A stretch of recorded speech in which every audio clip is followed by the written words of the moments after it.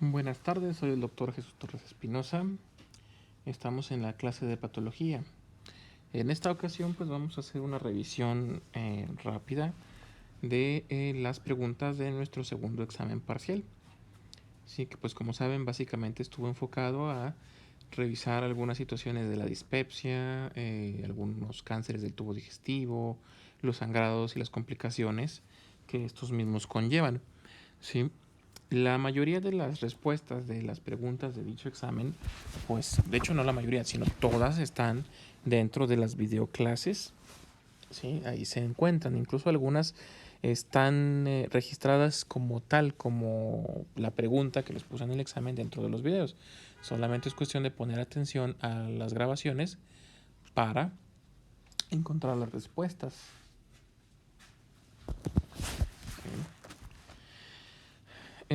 Como saben, pues son 10 preguntas. Vamos a ver las respuestas de las 10 preguntas y pues podemos ir eliminando cada una. Primeramente, esta es la número 1, pregunta número 1. Nos referimos a el concepto que se refiere al incremento en el tamaño de las células. Esto era de histología básica. Incluso lo vimos durante el parcial pasado. Vimos varios que son hipertrofia. Todos estos términos que están aquí en los incisos ya los revisamos. Primero, la respuesta correcta sí está, entonces podemos perfectamente eliminar ninguna de las anteriores. ¿Sí? Se refiere a incremento. Aquí está una de las claves de la pregunta. Entonces, hipotrofia no es tampoco, porque hipo es de que no hay un decremento o disminución. Displasia, tampoco es porque no se refiere a que haya un incremento. Entonces quedan dos, que es la hipertrofia y la hiperplasia. Plasia sería del lugar, hiperplasia quiere decir que hay mayor número de células, ¿sí? O sea, se multiplicaron el número de células. Entonces, en vez de tener una, tenemos muchas más. ¿Sí? Y la hipertrofia quiere decir que la célula se hizo más grande, como en el caso de los adipocitos, que almacenan grasa y pueden crecer de tamaño, más no multiplicarse. Entonces se llamaría, en este caso, ya borrando todos estos garabatos de aquí de la pantalla, la respuesta correcta de la pregunta número 1 es la respuesta B, la hipertrofia. Sí, lo vamos a subrayar en rojo. Hipertrofia, esta es la respuesta correcta de la primera pregunta. Luego tenemos la segunda pregunta, que nos dice, se describe como la presencia de células anormales en un tejido que se califica como leve, moderada o severa. Ya con las respuestas de la pregunta anterior las podemos ir descalificando. Hiperplasia no es. Ya la vimos que hiperplasia era la respuesta a la pregunta anterior. Hipertrofia tampoco significa crecimiento. La respuesta correcta sí está, entonces tampoco es ninguna de las anteriores. Nos quedan metaplasia y displasia. Aquí la respuesta radica en diferenciar estos dos conceptos. La metaplasia vamos a ver que se genera un epitelio maduro y se cambia por otro epitelio maduro perfectamente diferenciable. La displasia, por el contrario, es donde encontramos un tejido anómalo, raro, no diferenciable, que no podemos encontrar o no podemos diferenciar a la hora de revisarlo. Entonces, la respuesta de la pregunta número 2 es displasia. ¿Sí? Quedamos que va a ser en rojo, es displasia. Entonces, la primera, la 1 y la 2, la respuesta es la letra B.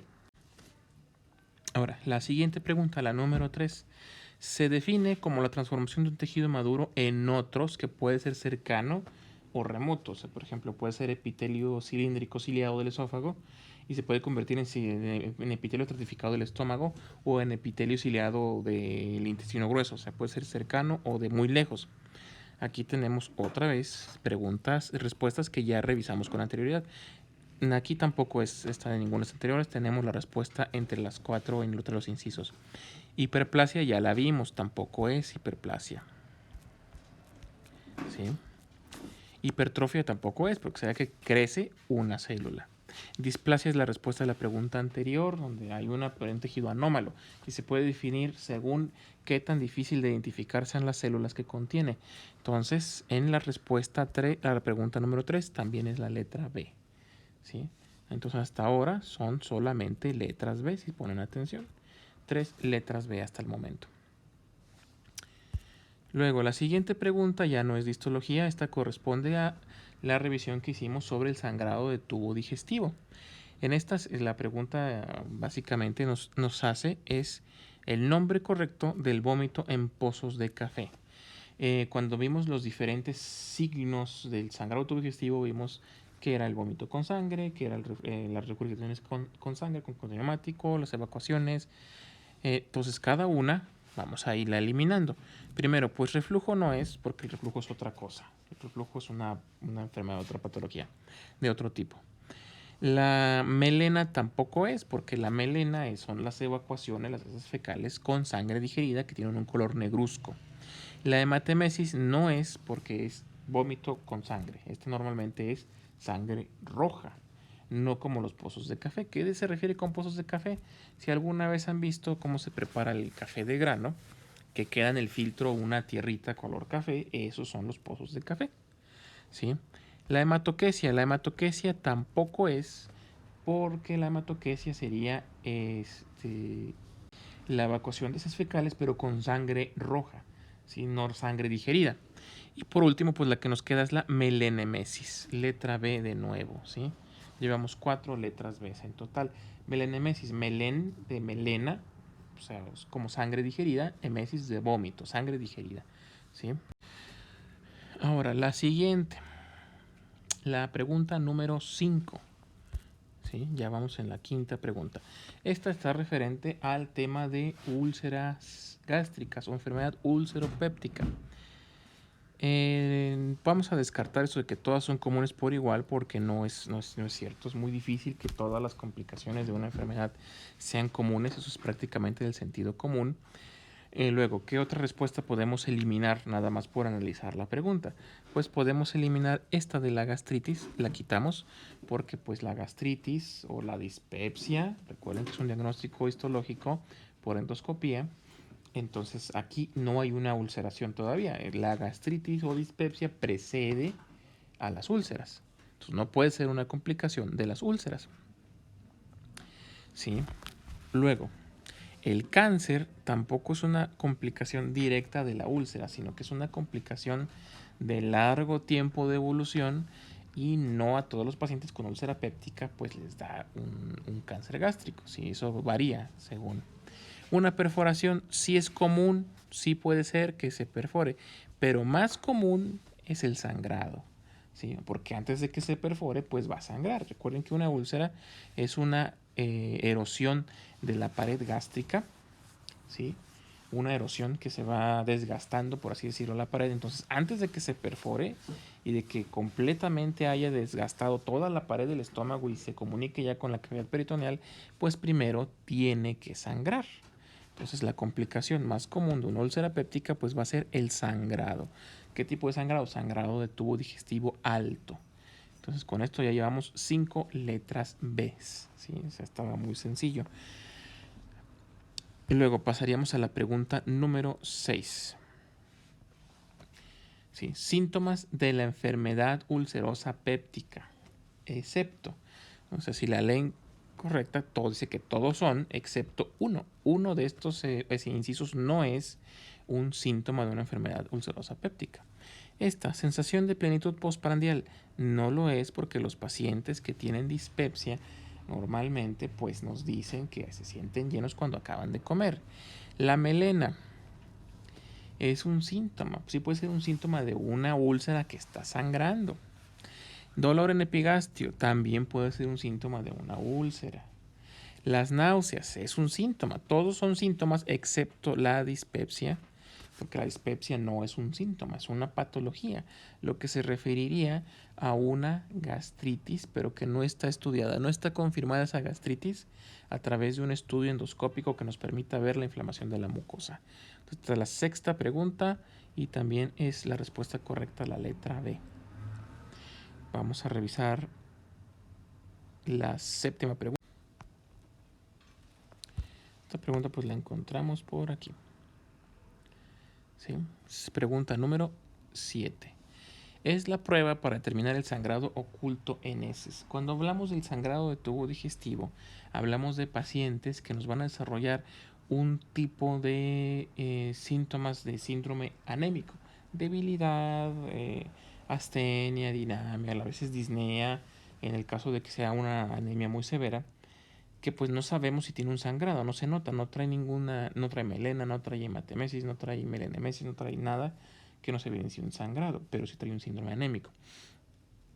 Pero tiene que tener antecedentes de que pues nuestro paciente sangra de alguna manera, ¿sí?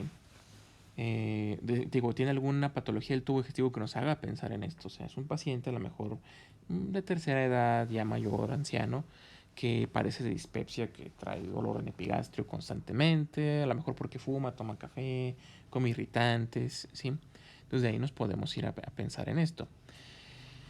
Vamos a ir eliminando aquí.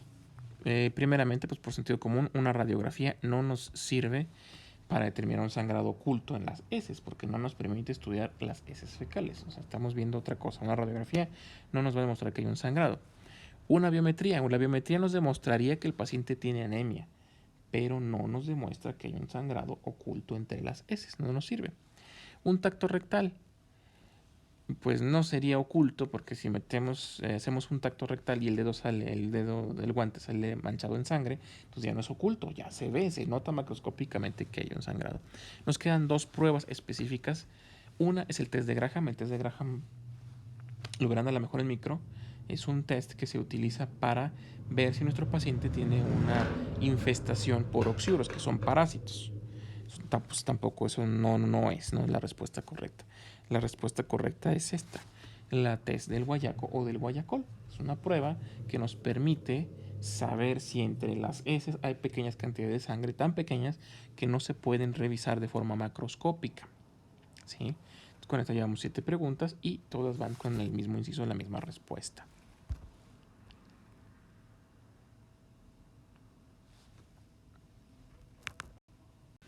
La siguiente, pregunta número 8. Esta sí debo de reconocerles que es una pregunta difícil, aunque sí la mencionamos cuando mencionamos lo que era la metástasis. La metástasis es básicamente que las células cancerígenas de cualquier tipo de cáncer viajen hacia diferentes partes del organismo, partes remotas.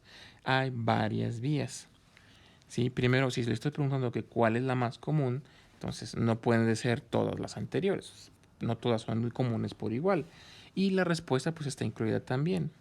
Hasta el momento en este examen pues es un patrón que ninguna de las anteriores es la correcta. Digo que ninguna de las anteriores no es correcta, no se utiliza. ¿Sí? Pero eso no quiere decir que en el futuro esto no vaya a cambiar. En el futuro sí puede haber una pregunta que pues nos diga ninguna de las respuestas es correcta. No se vayan a ir con esa finta para exámenes posteriores. Entonces tenemos 3 vías, que son las vías que ya habíamos hablado de la diseminación del cáncer a metástasis. En este caso sí es específica la respuesta, no podemos eliminarla más que sabiendo lo que es, y pues la correcta va a ser la vía hemática. ¿Sí? Se va a ir a través de la sangre, y a través de la sangre se va a ir específicamente a un órgano que es al hígado. ¿Sí? Entonces es la vía más común de metástasis en esta situación. Entonces tenemos 7 preguntas que van con el inciso B y la 8 es con el inciso A. ¿Sí? Nos quedan 2 preguntas más, es bastante sencillo. Tenemos otra que corresponde a los sangrados de tubo digestivo, ¿sí? Que el sangrado de tubo digestivo alto se va a localizar por encima de, hablamos de un punto anatómico específico, donde por encima de este pues se va a encontrar o se va a considerar sangrado tubo digestivo, y por debajo ya se considera sangrado tubo digestivo bajo, ¿sí? ¿Dónde? ¿Qué son esos puntos? Bueno, primeramente, pues uno no es el duodeno, definitivamente, porque el duodeno también nos puede hacer úlceras, y esas úlceras pueden sangrar. Entonces el duodeno pues no es, eso lo eliminamos. Por debajo del ciego, el ciego ya está muy abajo, es el inicio del colon, entonces ahí ya se considera sangrado tubo digestivo bajo sí o sí. ¿Sí? El ámpula de Vater está en el duodeno, y como acabo de decir, el duodeno todavía se considera parte del tubo digestivo alto y puede sangrar por una úlcera. La unión ileocólica. La unión ileocólica viene a ser la unión que hay entre el ciego y el ilio en la porción terminal del intestino delgado. Ahí ya se considera parte, después de ahí ya se considera sangrado tubo digestivo bajo. Entonces lo que nos queda es el ángulo de Treitz, que es el ángulo donde se une el duodeno con el yeyuno. Por encima del ángulo de Treitz se considera sangrado tubo digestivo alto. ¿Sí? Entonces ya llevamos 7 preguntas que se contestan con el inciso B, una que se contesta con el inciso A y una que se contesta con el inciso C. Y por último, tenemos otra pregunta referente al sangrado del tubo digestivo. El sangrado del tubo digestivo, después, debajo de qué estructura se considera. Ya se los acabo de decir. Aquí están en un desorden, podríamos decir. ¿Sí? Igual aquí no es ninguna de las anteriores. El ángulo de Treitz es para el sangrado tubo digestivo alto. El duodeno es sangrado tubo digestivo alto. El ámpula de Vater es sangrado tubo digestivo alto porque está en el duodeno. Lo que nos queda, la válvula iliocecal o la unión que hay entre el ilio y el ciego. Entonces son dos respuestas de la letra C. Y con eso pues llevamos las respuestas, las 10 respuestas, ¿sí? Esto pues pueden revisarlo en su copia del examen que queda en el link que les mandé. ¿Sí? Para futuras referencias, como les digo, muchas de las preguntas que yo les pongo en el examen son cosas que menciono en los videos y que muchas veces se las digo como esto va a venir en el examen, esto es muy preguntable, esto es una pregunta del examen. Sí, aparte son preguntas muy sencillas. ¿Sí? Entonces, hasta aquí terminamos. Mañana continuaremos ya viendo o iniciando patología nueva, porque pues ya terminamos de ver los sangrados. Entonces, hay que ver algo más, hay que pasar a otra patología. Pasaremos a ver otras patologías del tubo digestivo todavía antes de brincarnos a otro sistema o aparato.